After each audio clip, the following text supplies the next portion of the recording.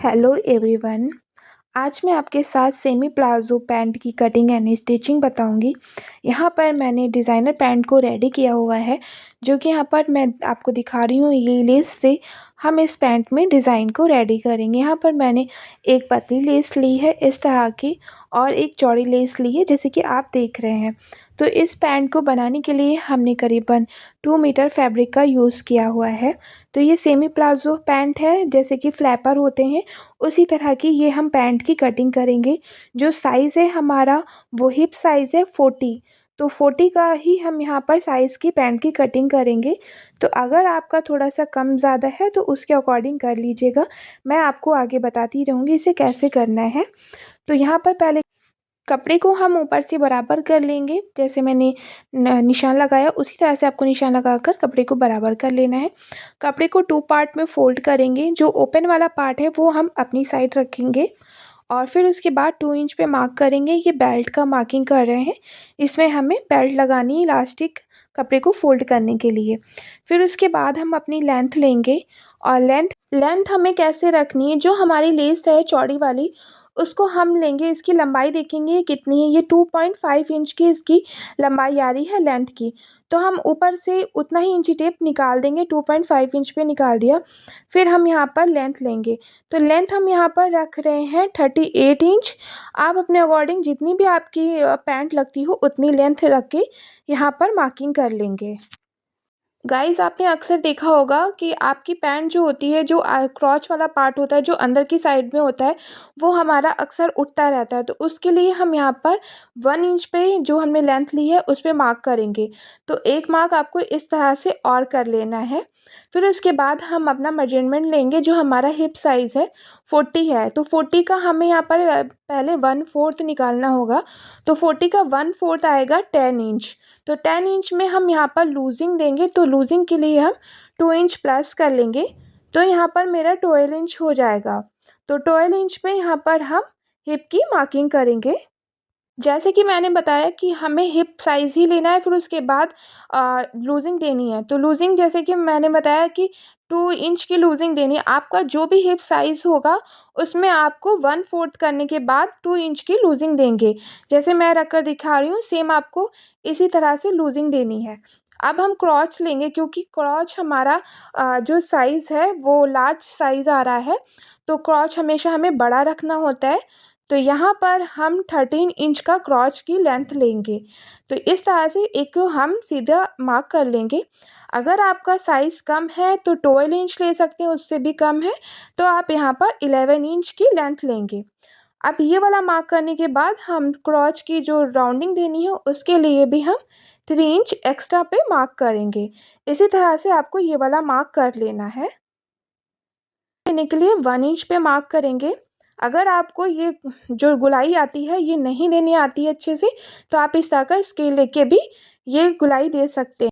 अब ये total size पूरा कितना आ रहा उसको हमें मेजर करना है। तो 15 इंच आ रहा है। 15 का यहाँ पर हम हाफ़ करेंगे तो 7.5 इंच आ रहा है। तो यहाँ पर इस तरह से 7.5 इंच पे मार्क कर लेना है। इस वाले मार्क को हम यहाँ पर थोड़ा दूर तक के एक सीधा मार्क ड्रॉ कर लेंगे।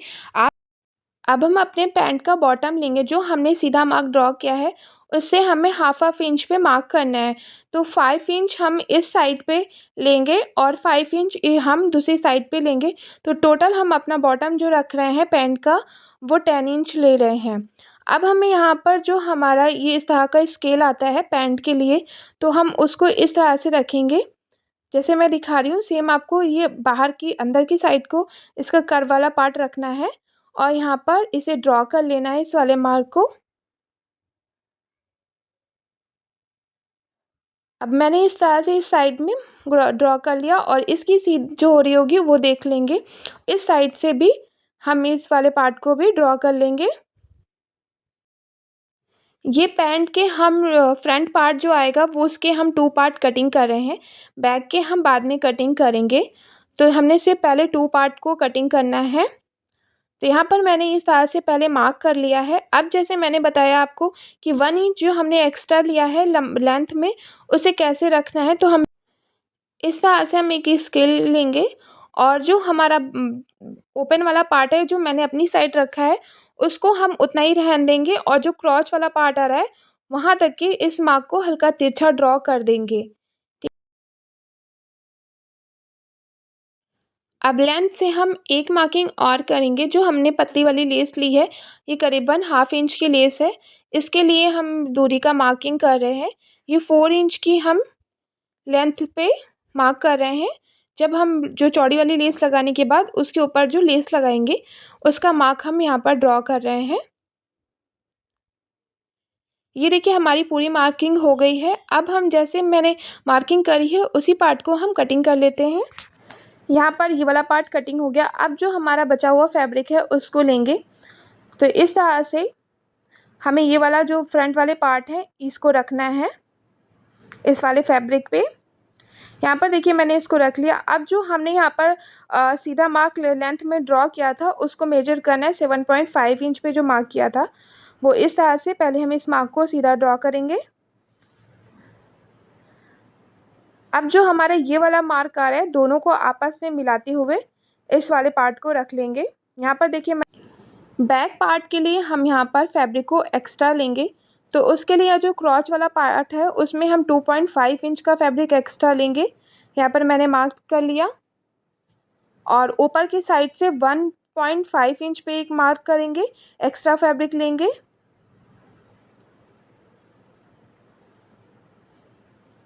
अब यहाँ से भी हम 2.5 इंच लेंगे। अब पहले हम ये वाली लाइन को सीधा ड्रॉ करेंगे। इस वाली लाइन को हम पहले सीधा ड्रॉ करेंगे। फिर उसके बाद जो हमारी ये सीधी लाइन आ रही है इसको भी हम इस साइड को ड्रॉ करेंगे।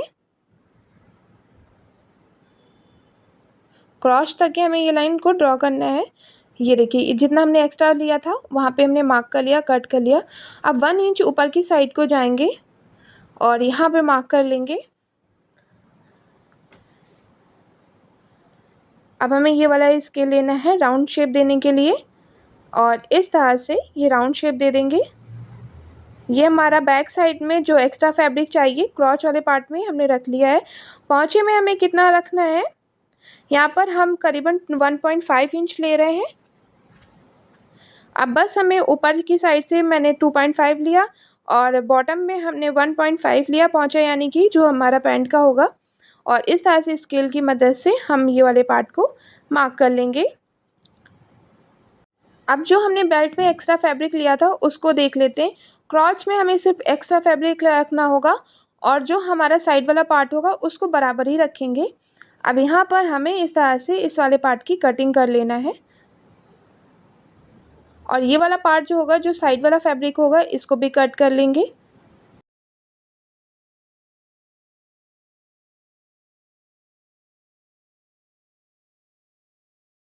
अब यहाँ पर पैंट हमारी कट हो गई है। जो एक्स्ट्रा फैब्रिक है वो इस तरह से जॉइंट होकर आएगा।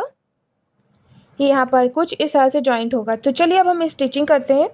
तो पहले हमें क्रॉच वाले पार्ट को दोनों जो फ्रंट एंड बैक वाले पार्ट हैं दोनों अलग अलग जॉइंट करेंगे। ये देखिए इस तरह से हमने फ्रंट एंड बैक पर जो क्रॉच है वो दोनों पार्ट को जॉइंट कर लिया है।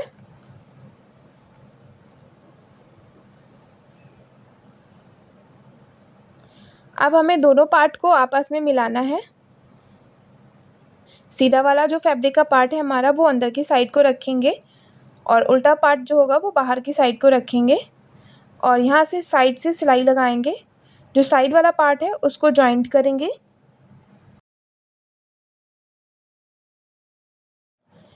ये देखिए इस तरह से हमें दोनों पाँचों को साथ में जॉइंट करना है। ये देखिए ये हमारे पाँचा जॉइंट हो गया। अब ऊपर से भी हम एक सिलाई लगा लेंगे। ये सिलाई लगाना ज़रूरी नहीं होता है बट हम अगर लगाते हैं तो पैंट में हमारी खूबसूरती बढ़ जाती है, तो बस इसलिए ये सिलाई लगाई जाती है।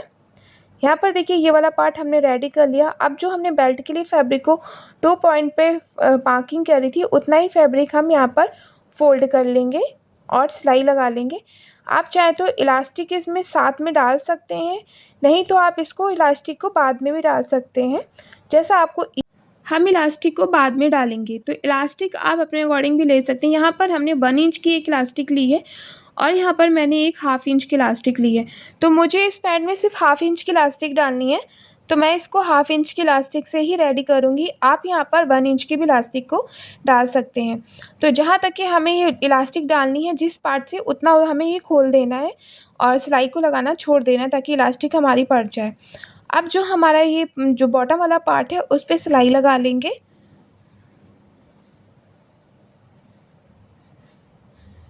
इस तरह से सिलाई लगा लेना है।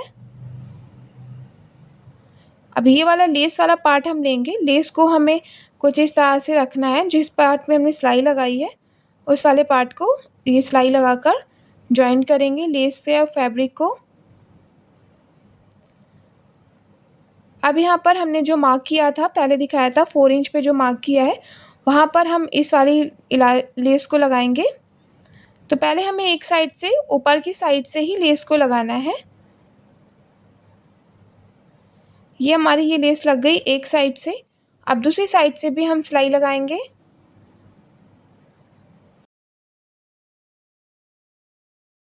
अब हमारी ये वाली लेस लग गई और फैब्रिक को हम इस तरह से फ़ोल्ड करेंगे और सिलाई लगाएंगे। तो सिलाई हमारी लेस के ऊपर लगनी चाहिए, जो लेस की हमारी एकदम जो कॉर्नर वाली सिलाई आ रही है उस पे लगाना है, एजेस पे। ये हम अगर लेस लगाते हैं तो इनमें से फैब्रिक को कट करने की ज़रूरत नहीं होती और लेस की जो खूबसूरती होती है हमारी 2 कॉर्नर की, तो वो भी आ जाती है अच्छे से। एक साइड से हमने देखिए इसको लगा लिया। ये देखिए कितनी खूबसूरत यहाँ पर लेस लग रही है। अब हमें इसी तरह से दूसरे पार्ट को भी फ़ोल्ड करना है और दूसरे पार्ट पे भी यहाँ पर सिलाई लगा लेंगे।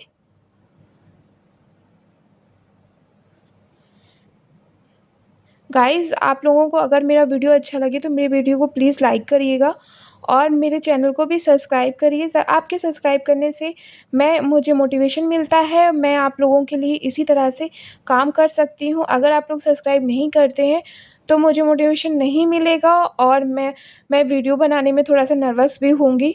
तो आप लोग मुझे प्लीज़ मेरे चैनल को सब्सक्राइब भी कर दीजिए और लाइक भी कर दीजिए और बेल आइकन भी साथ में प्रेस कर दीजिएगा, ताकि जब भी मैं वीडियो अपलोड करूं तो आप लोग उस वीडियो को देख सकें। और आपको कुछ भी पूछना हो या कुछ मुझसे बनवाना हो जो आप लोगों को समझ में नहीं आता, तो मुझे कमेंट करके बोल सकते हैं, वहाँ पर मैं उसका आंसर देकर उसके बाद भी मैं वीडियो अपलोड करूँगी आप लोगों के लिए। यहाँ पर देखिए लेस लगाकर हमने फैब्रिक को, जो पोंचे वाला पार्ट है, उसको फ़ोल्ड कर दिया है। अब हम इस वाले पार्ट में भी सिलाई लगा लेंगे। यहाँ पर मार्जिन जो हमने लिया है सिर्फ 1/2 इंच का लिया है, तो हम 1/2 इंच पे ही सिर्फ सिलाई लगा रहे हैं। ये देखिए ये हमारा सिलाई लग गया। ये देखिए कितना खूबसूरत हमारा ये बॉटम लग रहा है, बहुत ही प्यारा लुक आया है। इस तरह से ये वाला पार्ट हमारा रेडी हो गया है।